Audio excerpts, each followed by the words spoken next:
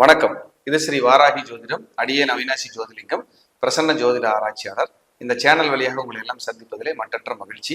இந்த சேனலுக்காக நீங்கள் கொடுத்து வருகின்ற ஆதரவுக்கு கோடான கோடி நன்றி. இன்னைக்கு பார்க்க இருக்கிற தலைப்பு சனி சூரியன் இணைவு சாதனையா சோதனையா அப்படிங்கிற தலைப்பு தான் நம்ம பார்க்க போறோம்.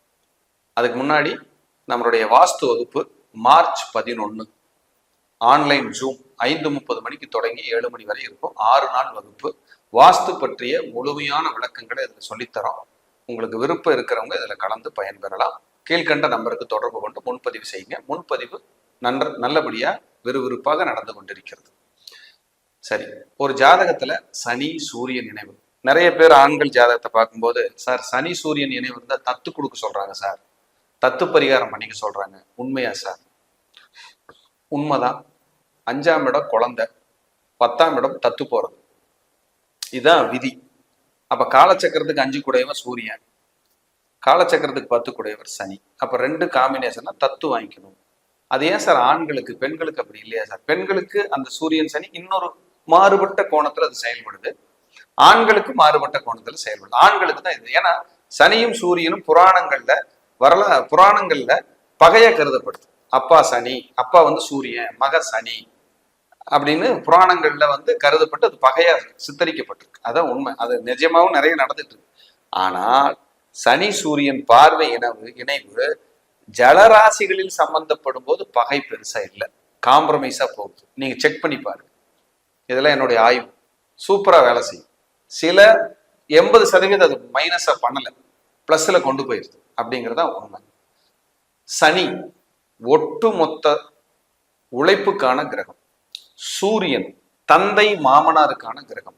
இந்த சனி சூரியன் இணைவு இருந்தால் தந்தை மிகச்சிறந்த உழைப்பாளி, மாமனார் மிகச்சிறந்த உழைப்பாளி. புகழுக்கானவன் சூரியன், சனி தாமதத்துக்கானவன். உங்களுக்கு புகழ் தாமதமாகத்தான் கிடைக்கும், சீக்கிரமா கிடைக்கும். வளர்ச்சிக்கானவர் சூரியன், ஸ்லோவுக்கானவர் சனி. உங்க வளர்ச்சி ஸ்லோவா தான் கிடைக்கும், வேகமா கிடைக்கும். பூர்வீகத்துக்கானவர் சூரியன், வளர்ச்சிக்கானவர் சூரியன். கூட யார் இருக்கா? சனி. பூர்வீக சம்பந்தப்பட்டது தோஷமே, வளர்ச்சி அடைய லேட் ஆகும். அங்க இருந்தா உங்களை ஸ்லோ பண்ணி விட்டுரும். குலதெய்வத்துக்கானவரும் சனி, குலதெய்வ காரக கிரகமும் சனி, குலதெய்வத்துக்கானவர் சூரியன். அப்ப சூரியன் சனி இருந்தால் உங்களுக்கு குலதெய்வ ஆசீர்வாதம் நச்சுன்னு கிடைக்கும், சூப்பரா இருக்கும். அது ஒரு சாதனை, பெரிய விஷயம், கிடைச்சே தீரும். யாருக்கெல்லாம் சூரியன் சனி இருந்தாலும் சரிங்க, நீங்களாம் குலதெய்வத்தை 100% நேசிப்பீங்க. தெரியல சார்னா குலதெய்வத்தை தேடிட்டாவது இருப்பீங்க, இல்லாம இருக்க முடியாது உங்களால். சூரியன் சனிக்கு அவ்வளவு வில் பவர். சூரியன் அப்படின்னா உங்களுக்கு புகழ், சனின தொழில். அப்போ உங்க ஜாதகத்துல சூரியன் இருக்கிறதுக்கு முன்னாடி சனி இருந்து அடுத்து சனி போய் சூரியனை தொடுதுனாலே நீங்க தொழில்ல புகழ் அடைவீங்க, வளர்ச்சி அடைவீங்க. மாற்றுக்கிறதுக்கு இடமே கிடையாது. அதே சூரியன் போய் அடுத்தது சனியை தொடுது, இது சூரியன், இங்க சனி, அடுத்து போய் சூரியன் போய் சனியை தொட்டா. நான் முதல்ல சனி போய் சூரியனை தொட்டா என்னன்னு சொல்லிட்டேன்.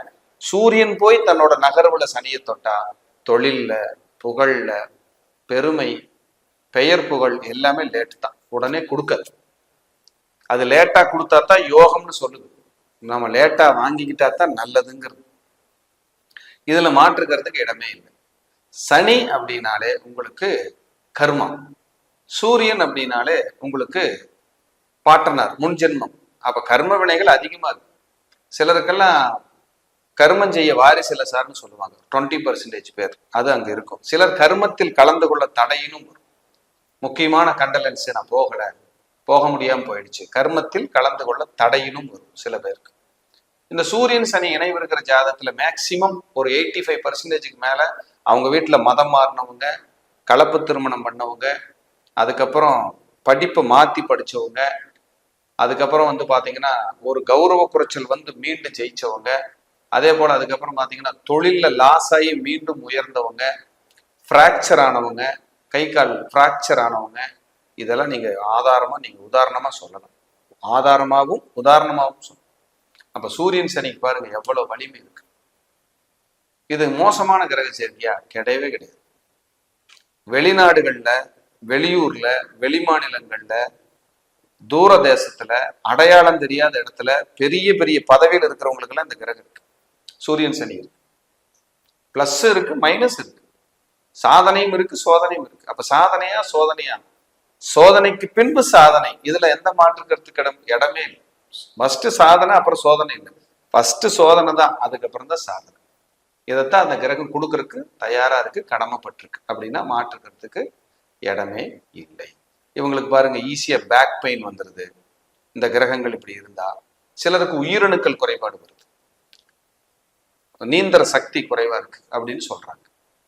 சிலருக்கு வந்து பாத்தீங்கன்னா உங்களுக்கு குழந்தைகள் நிறைய வந்து தாய் தந்தையரை பிரிஞ்சு வெளியில படிக்கிறாங்க, வெளியூர்ல இருக்காங்க, வேற இடத்துல இருக்காங்க, அப்படின்னு வேற கல்ச்சர்ல படிச்சுக்கிட்டு இருக்காங்க சார். இதெல்லாம் சொல்றேன் இந்த சூரியன் சனி.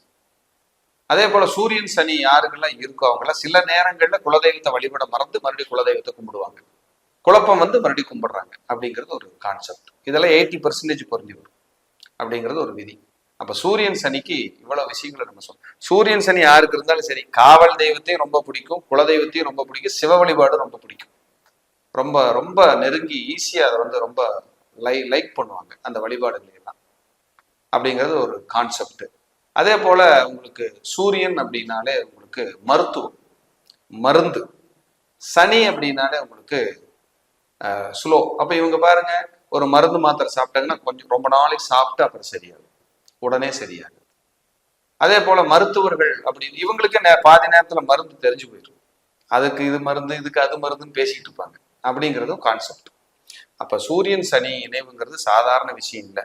சாதனையும் இருக்கு, சோதனையும் இருக்கு. ஆனா ஃபர்ஸ்ட் சோதனை, பின்புதான் சாதனை. மத்திம வயசுக்கு மேல உயர்த்தி அழகு பார்க்கும் இந்த கிரக சேர்க்கை. அப்படின்னா மாட்டு காவல் தெய்வ வழிபாடு நிறைய பண்ணுங்க, குலதெய்வத்தை கும்பிடுங்க, சிவபெருமான் வழிபாடு நிறைய பண்ணுங்க. யாருக்காவது இந்த சூரியன் சனி எல்லாம் இருந்ததுன்னா நீங்க மாத சிவராத்திரி கும்பிட்டுக்கிட்டே வரலாம், ரொம்ப நல்ல ரிலீஃப் கிடைக்கும்.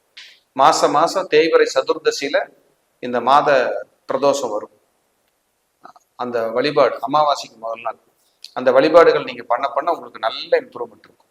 பண்ணிட்டே வந்தீங்கன்னா அடுத்த டெவலப்மெண்ட், அடுத்த லெவலுக்கு உங்களுக்கு கொண்டு போகும். சூரியன் சனி காம்பினேஷன் இருந்தா உங்க உயர் அதிகாரி உங்களுக்கு தலைவலியாவே தான் இருப்பாங்க எப்பவுமே. வேற மதம், வேற மொழி, இவங்கெல்லாம் உங்களுக்கு உயர் அதிகாரியா வந்திருப்பாங்க. சார் நான் தமிழ்ல இங்கதான் வேலை பார்க்குறேன் சார், வேற நபர்கள் தான் எனக்கு உயர் அதிகாரியா இருக்காங்க சார், அவங்கள நான் சாட்டிஸ்ஃபை திருப்தியே பண்ண முடியல, என்ன வேலை செஞ்சாலும் ஒத்துக்க மாட்டேங்கிறேன் சார் அப்படிங்கிற ஒரு விஷயம் அங்க இருக்கும். இவர்கள் எல்லாம் உழைத்து மேலே வருபவர்கள். சனி உழைப்பு, சூரியன் புகழ் அப்படிங்கிறது ஒரு கணக்கு. சனி உழைப்பு, சூரியன் புகழ், உழைத்து மேலே வர்றவங்க அப்படின்னு ஒரு கணக்கு. இதெல்லாம் பார்த்தீங்கன்னா பிரம்மாண்டமாகவும் பிரமிப்பாகவும் இருக்கிற ஒரு விஷயங்களை தான் நம்ம பேசணும். இது உங்க ஜாதகத்தில் இருந்தால் இப்படி இருக்கும் அப்படிங்கிறது ஒரு கான்செப்ட். மீண்டும் ஒரு நல்ல பதிவில் உங்களை எல்லாம் சந்திக்கிறேன். அதுவரை உங்களிடமிருந்து தற்காலிகமாக விடைபெறுவது அவினாசி ஜோதிலிங்கம். நன்றி, வணக்கம், வாழ்க.